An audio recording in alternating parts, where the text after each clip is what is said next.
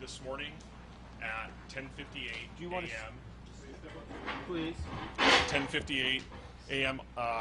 The police department received calls of a robbery and where people had been stabbed at the Wells Fargo here in the Maryhill neighborhood in the city of Beaverton.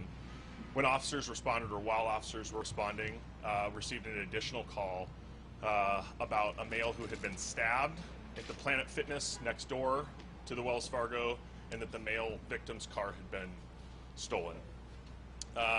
The suspect in the case then drove the car south into Tigard, where he then stole another adult woman's car and stabbed her in the process. He continued to drive the vehicle in Tigard, and then ultimately got out of the vehicle and ran from officers, and he was apprehended a short distance later. The suspect is in custody at the Beaverton Police Department. I can confirm at this time that there have been 4 people stabbed in the incident. One person was stabbed in Tigard when her car was stolen, and that's the second car that was stolen. One person was stabbed at the Planet Fitness when his car was stolen, and 2 people were stabbed in the Wells Fargo. One of the victims in the Wells Fargo, an adult female, is deceased, and the other victim, an adult female, she's in critical condition. The other 2 victims who had their car stolen suffered serious injuries, but not critical and not fatal injuries. At this time, I'm not going to take any questions. I'm going to introduce Chief Rhonda Groshong. She won't take any questions, and after her, Mayor Denny Doyle will speak. He's not going to answer any questions, and then we'll have Tualatin Valley Fire representatives speak as well. Okay? Hello, thanks for coming out. This was a horrific crime, and our hearts go out to those victims and their families. I want to reiterate what Officer Henderson said. The suspect is in custody, and there's no longer any threat to the community. This is an ongoing investigation with several crime scenes. As you can well imagine, it's going to take a while to process. We will get information out to you just as soon as we can. When an incident such as this happens, it's not only the Beaverton Police Department, it's all law enforcement, emergency medical agencies that come together to help to make this, to help one another out.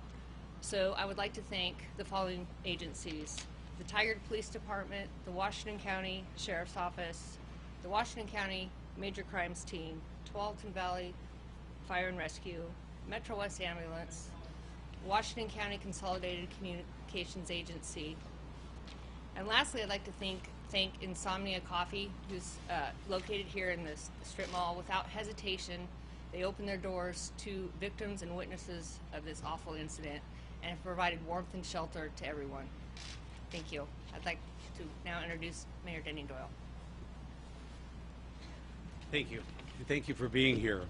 First, I'd like to express my sincere condolences to the victims, families, and innocent bystanders, employees, and others affected by today's tragic incident.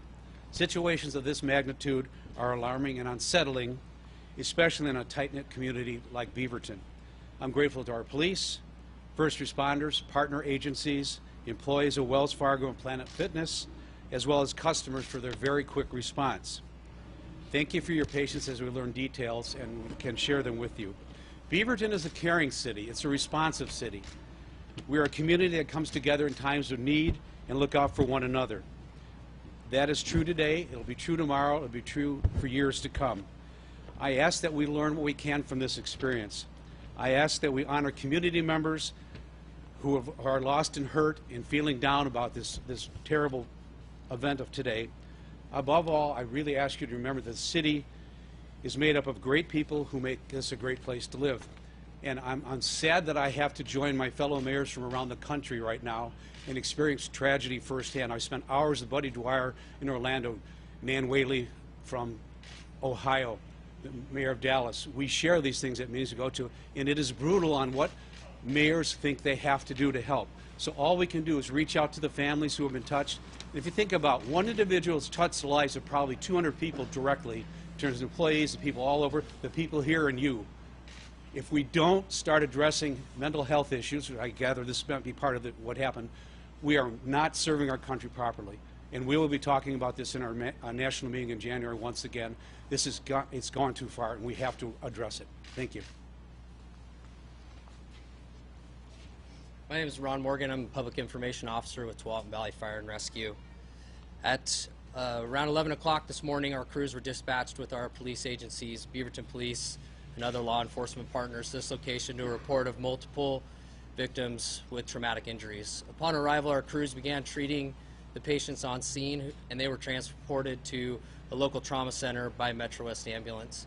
We also had a battalion chief that responded to the scene to coordinate the medical treatment efforts of all our crews involved. While our crews were on scene here treating the patients here, they were also dispatched to the incident where the second carjacking occurred. There was a patient at that location that was treated by our crews and was also transported to a local trauma center by Metro West ambulance. Our thoughts go out to the victims and their families involved in this tragedy, and we do not have any information as their condition at this time. Thank you. Guys, one thing I forgot to say is the suspect is a 20-year-old male.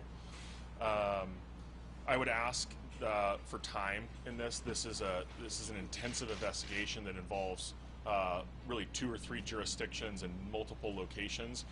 We intend to put out more information as we get it, but we won't be putting any more information out tonight. We'll be putting more information out tomorrow morning. Okay?